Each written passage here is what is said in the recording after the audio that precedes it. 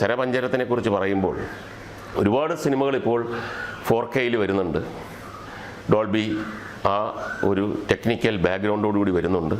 ഒരുപാട് സിനിമകൾ വിജയം കൈവരിച്ചിട്ടുണ്ട്.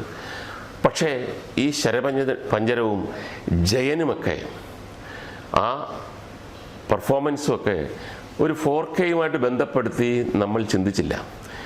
അപ്പോൾ ഇതിൻ്റെ ഡിസ്ട്രിബ്യൂട്ടേഴ്സ് അല്ലെങ്കിൽ ഇതിൻ്റെ ഇപ്പോൾ ഇത് പ്രൊഡ്യൂസർ ആയിട്ട് നിൽക്കുന്ന ആൾക്കാരുടെ ഒരു വലിയ ചിന്തയാണ്. കാരണം ജയനെയാണ് 4Kയിൽ നമ്മൾ മലയാളികൾ ഇനിയും കാണേണ്ടത്.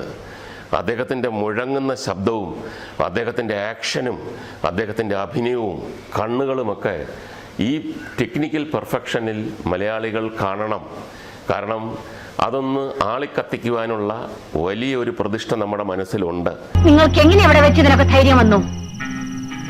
ഈ ധൈര്യം എന്റെ കൂടപ്പിറപ്പാണ്.